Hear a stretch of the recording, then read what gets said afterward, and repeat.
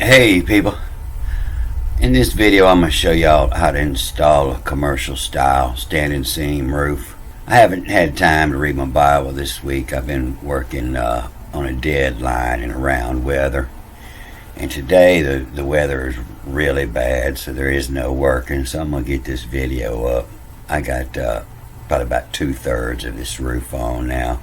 About a year and a half ago, my friend Mandy called me and she told me she was buying this house, wanted me to come look at the roof, and I come and inspected the roof and seen that the whole thing, it totally needed a roof, but the price that they were asking, they already knew that.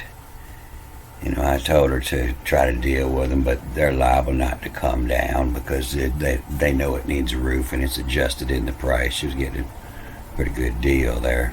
She says, I want a metal roof.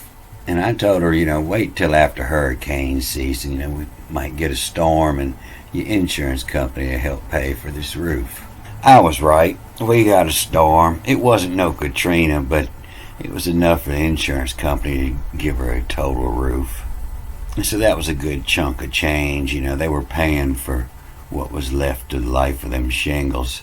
And so what they pay for labor and material is just about enough for materials. And being I love Mandy, she's pretty much getting her a freebie.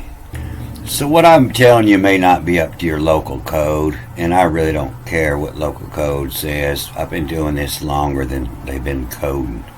I know what holds up. But the first thing I do is I go into the attic and I look at the structure and see what kind of weight the structure will hold. Because there's different ways of doing this. Sometimes you can rip all the shingles off, and sometimes you can leave them on. It adds as insulation, and all insulation pays for itself. Then I figure out a plan of attack of how I'm going to do it. And on this one I had to remove the 1x, so I adjusted all my measurements to fit that and all my dimensions. And then I go all around and I take dimensions on everything. I take a picture of it with my phone so I can go back and figure it all up later at the house. A lot of businesses took a beating in this storm, and so it took me 5 months to get my material in. It's never taken me more than 3 weeks. So I'm having to kind of rush this to get it done within the 6 months so she doesn't lose out on the extra insurance money. This house is going to get gutter all the way around. So I pulled the 1x off so the gutter will slide up underneath the eave metal and waterproof. And I pull it all off of the gables, the little 1x2 stripping, it lets the shingle hang out over the fascia. But I have to pull it off the gables so I can anchor the gable metal tight, and that's what keeps it from blowing off in a storm. You got to make sure all the perimeters are screwed tight. This is going to get a new eave metal all the way around the eaves, and it has an 1.5 inch lip on it, and my roof panel is going to bend underneath there and crimp so it can't leak. It's the same way they've been doing it for thousands of years. So first I cut a notch 1.5 inch deep on each edge of the panel, and I put this Malco bending tool on here. And this is a two-handed job, so I'm not going to get a good shot of this. And I bend this around, and then I'll come back with this other Malco tool here and finish the bend after the pan's installed, and I'll crimp it up tight. This is called a double bubble foil insulation. It's got a foil on the top, but there's one sandwiched in between the bubbles doing all the work. I only cover the attic space. I don't get the overhangs or the porch. And I leave my sheets 2 inches short because I'm going to ventilate the entire ridge cap. So after he gets that bottom locked, I'm going to kick this in. I'm going to start at the bottom and kick all that in.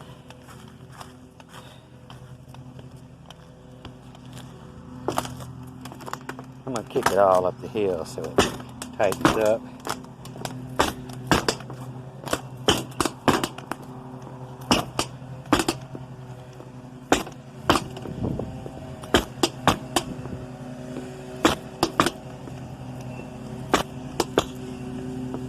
I'll snap and lock in place. You can staple or nail this, but the screws, you got to have this screw with this thin head.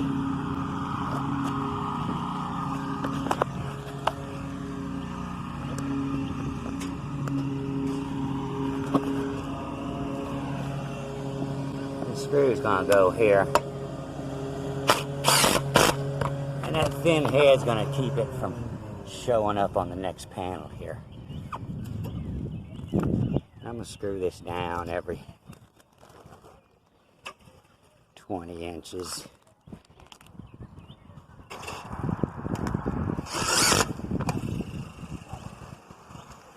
Then he done hollered that he was hungry. It was lunchtime and I forgot my phone and I missed the video, the best part of my day.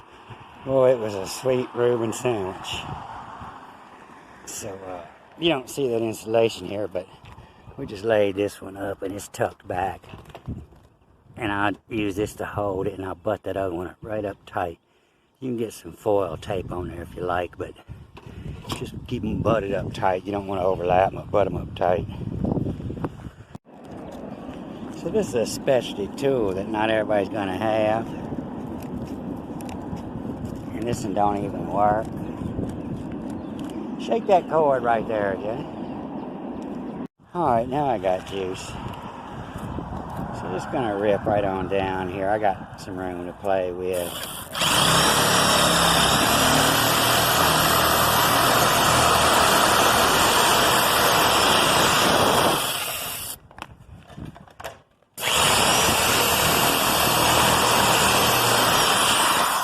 So if you don't have one of these, you can use snips, but this is a two-hand job.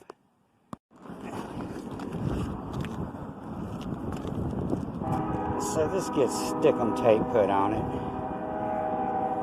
And I'm going to stay away from this edge a little bit so it doesn't show. Then it's going to stick down like this. And so that tape doesn't show here. And then I'm fixing to screw all this down across here. And then this trim I put on the other day, I'm going to screw this tight. And so this will give two hooks for the flash and the snap on. So there's no exposed screws on it. A piece of metal just clips in on the top and on the bottom here. And so that's one section of roof. Now I got all this and all this monster back here to do. I have valleys to cut in over here. It's something tricky there where they had shifted the roof. One's high where it shouldn't be. So I was fighting some bad weather and I had to hurry up and finish this. I didn't have time to get a video, but the other side's the same, and I'll get videos and show everything I missed on there.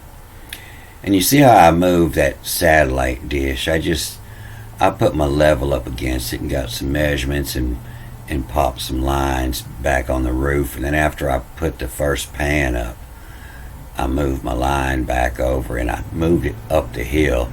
And you never want to put holes in the bottom of your roof. If you have a hole in the roof, you want it close to the ridge up top. So what I got left is all that section where all them vents are, and I'm going to remove one of them. Comes from the bathroom. I'm going to add another bathroom vent and move them toward the gable. And weather permitting, I'm going to try to get a better video of how all the flashing goes on and how it screws at the bottom. Alright, I'm going to cut this off here. Have a good day.